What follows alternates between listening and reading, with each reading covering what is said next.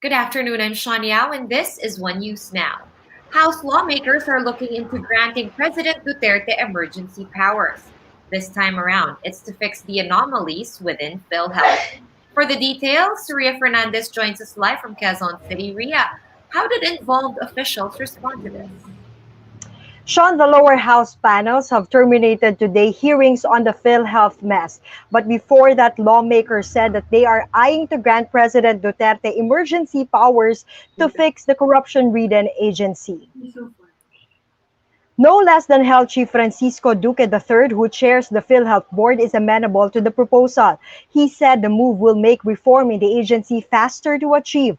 Also during today's hearing, Duque once again denied being involved in the anomalies hounding PhilHealth. In fact, he said that he was not a signatory in the implementation of the interim reimbursement mechanism. But Duque defended the issuance of cash advances even to non-COVID-19 cases like dialysis. He explained that the move aims to ensure that health services are unimpeded. But this did not sit well with House Public Accounts Chairperson Mike Defensor. According to Defensor, PhilHealth's financial loss may be attributed to this as the agency has to pay 44,000 pesos per patient for just suspected COVID case. The lawmaker also asked Duque about the huge discrepancy between the recorded pneumonia cases in 2017. Duque said their data came from public health institutions only, while PhilHealth included accredited private hospitals. Amid all the issues, the health chief admitted that he failed to oversee the state health insurer. He said his focus has been shifted towards the country's response to the pandemic. Sean, despite this, Duque is optimistic that the newly installed PhilHealth Chief Attorney Dante Geran will be able to ferret out scalawags and bring back the public's confidence to the agency. Sean? Right, thanks for that, Ria. But I have to ask, what exactly are the chances that this will prosper? The idea of giving President Duterte emergency powers. Is there wide support from this across different agencies, maybe also in Congress? During the hearing earlier today, the Department of Health and even the Justice Department manifested their support to this proposal. Congressman Mike Defensor defended that there is actually a precedent to this. Recall that during the time of then President Fidel Ramos, the Congress granted him emergency powers to resolve the power crisis. So initially, this emergency powers that they are proposing will include the power of the president to reorganize, to hire more qualified personnel to the PhilHealth to be able to reform the whole bureaucracy of the state insurer. And also, he clarified that this proposal of theirs was not something that the president asked from them. It is their own decision, and they hope that the president will certify the bill related to this as urgent. Sean? All right. So are we going to see this marked as urgent? As we know, of course, it is in the context of this pandemic, this COVID-19 pandemic, Ria. We have to wait what the palace or what the president will say about this proposal of the lower house. All right, and earlier today we heard that neurologist Mark Dennis Mingita was cited in contempt for clapping back at a congressman for detailing his alleged involvement in the PhilHealth corruption schemes. Can you tell us more about this? What happened? Yes, Sean, in the previous hearings, Magsasaka Representative Argel Kabatbat said Mengita's modus back in the hospitals he worked at Coronadal, South Cotabato, was to connive with hospital staff and even with the patients so that they can collect higher claims from PhilHealth. However, he said that he wasn't able to pin down who among from the PhilHealth agency is or was the cohort or the complicit of Dr. Mingita, but he is certain that there is really a blatant corruption happening at least at the regional level of PhilHealth. Sean? All right, always looking forward to your updates. Ria Fernandez joining us live from Quezon City today. And Malacanang respects the Senate's recommendations to file charges against those allegedly involved in PhilHealth's fraudulent messes. However, spokesman Harry Roque said President Duterte will still be awaiting the findings of the task force that he created. Roque also stressed that the designation of a new chief and suspension of officers involved should be enough to restore public trust in the state health insurer. Well, si Presidente pa po, naman po ay nagtitiwala pa rin kay Secretary Duque, pero antayin po natin ang rekomendasyon ng task force dahil kung meron ding ganyang rekomendasyon ng task force, ay re-respetuhin naman po ng Presidente yung rekomendasyon. In an interview with the Chief on One News, new PhilHealth Chief Dante Gueran said he can fix the agency before the end of Duterte's term. Gueran notes, however, that he will no longer conduct a separate investigation on corruption issues. My purpose there is to navigate the PhilHealth with it should be brought to a place where it should be. It's not just I will go in there to investigate. I will make it sure that the mandate of the corporation should be attained, should be followed. As simple as that. And COVID-19 cases in the country climbed to 226,000 on Wednesday. This as the health department reported over 2,200 new COVID-19 cases. Out of the total confirmed cases, around 64,200 remain active. 27 new COVID-19 fatalities were recorded today, pushing the death toll to more than 3,600. Recoveries now stand at over 158,600, with around 600 new survivors reported in the past 24 hours.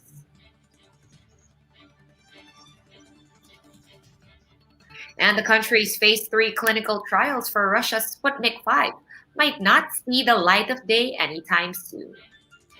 This is despite President Duterte earlier announcing that trials are slated for October. Greg Gregorio tells us why in this report. It is still uncertain when the eyed phase 3 clinical trials for Russia's Sputnik 5 vaccine finally begin in the Philippines. President Duterte earlier announced it would start by October. However, Health Undersecretary Maria Rosario Vergara says data on the vaccine candidates' earlier trials are still pending review.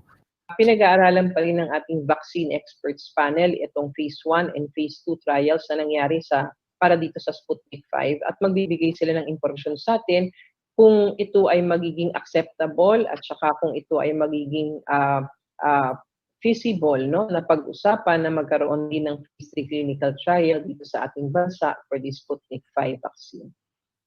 Health experts earlier emphasized that it would take some time before a clinical trial phase 3 of a certain vaccine be allowed in the country.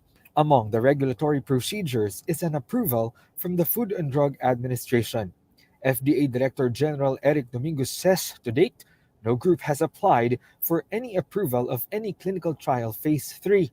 Vergara meanwhile clarified that the reported clinical trials slated for 2 vaccines in the province of Cavite have no approval from authorities yet.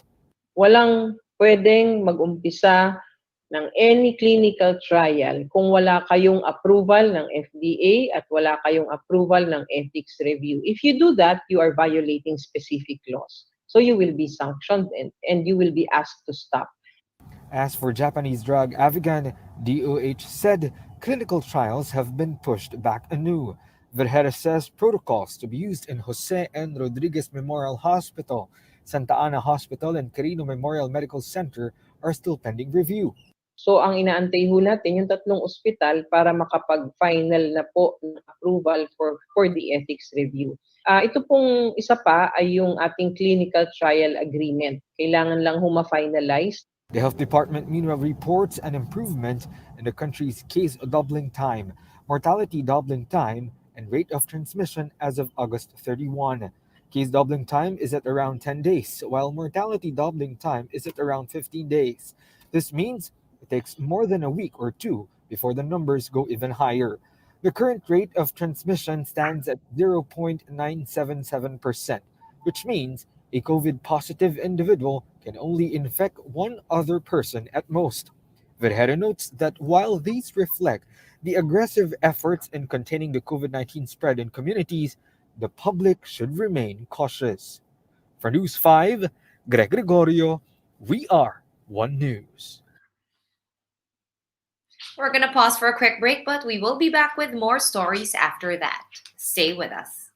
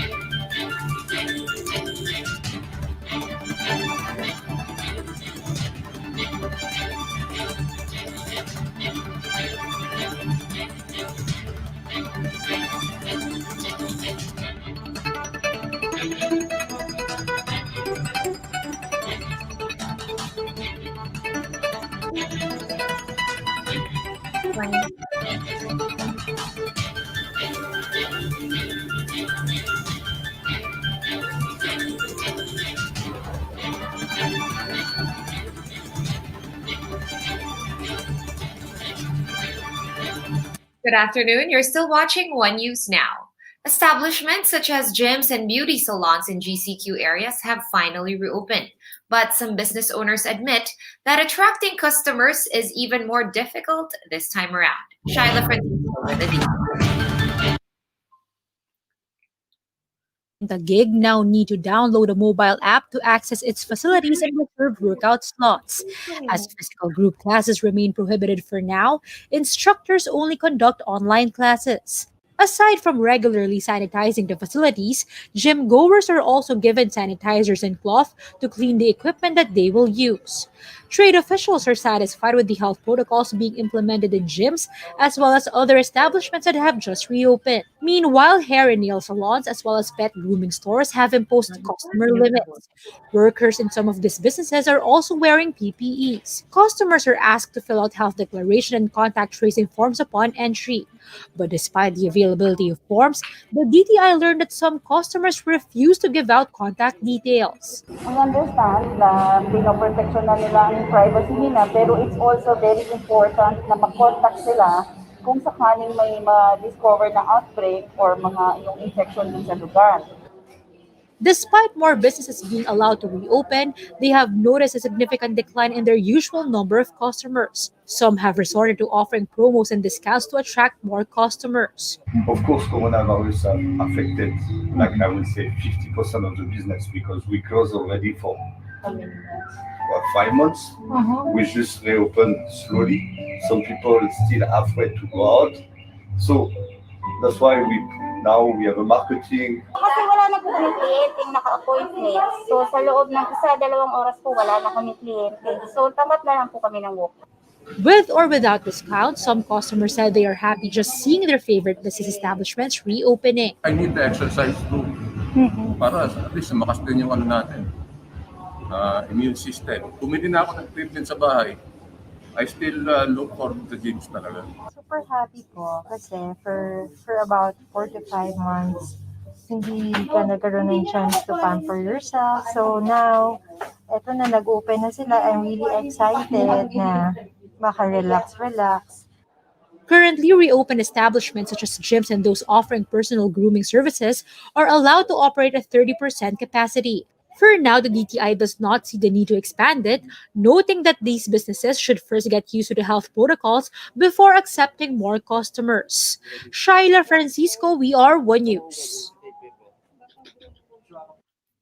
Malacanang believes that newly appointed PNP Chief Lieutenant General Camilo Cascolan can properly lead the police force. Palace spokesman Harry Roque says the new police chief should be given a chance to professionalize the PNP's ranks and continue the drive against illegal drugs despite his short stint. Cascolan is set to retire in November. The Interior Department, meanwhile, expresses confidence that he will lead the PNP with integrity, professionalism, and dedication to duty. Former PNP Chief and Senator Bato de la Rosa says Cascolan is more than qualified for the position, adding that he is not a boss, but a motivator. And the COMELEC says it is looking to allow virtual campaigns for the 2022 elections as the threat of COVID-19 continues.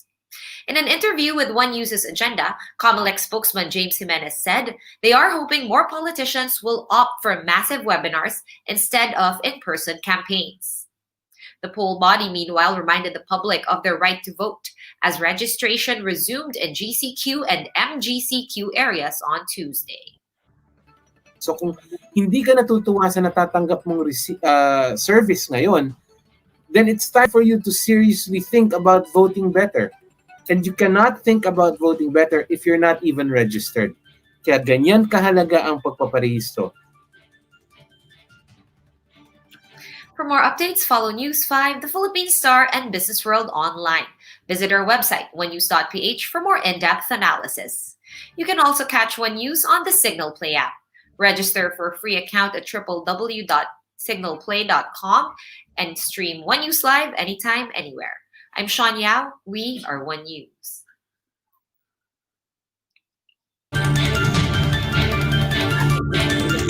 Wow.